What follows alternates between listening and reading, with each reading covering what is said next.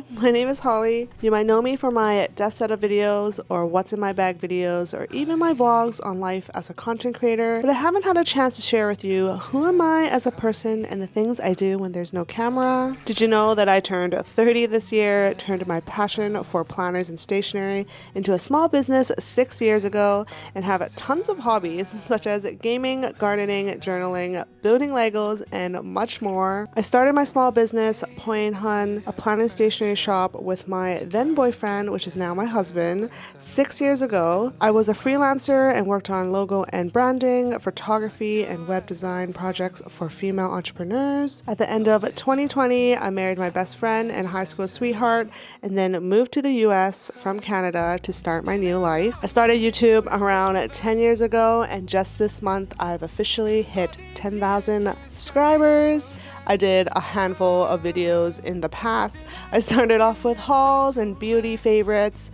and I even did a lot when I was an entrepreneur and did my own freelancing kind of vlogs and stuff like that. And then my life in the US, along with sharing snippets of my small business, and finally getting back into the space and sharing all my desk content. I know 10,000 subscribers is not a huge number, and you're probably wondering what this video is really about. For me, it's to remember that all the years I've been doing YouTube, I actually did it because I love creating videos and I didn't have to care about the numbers. It is the fact that I'm able to document where I am at the moment and being able to look back in the future. I posted a lot on Instagram and TikTok, and it can get super unmotivating and stressful when you compare yourself to others based on their success and their brand deals. YouTube has always been my safe space where I create content for me and not for others. When people ask how I can be consistent on YouTube, it's as simple as just doing it. Do it for myself and not for others. I pick up my camera, film my day, talk to the camera, and take some time to edit.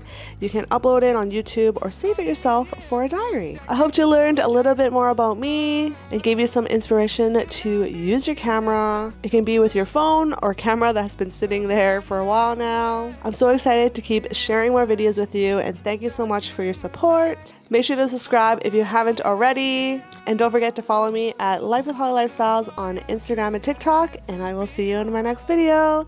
Bye!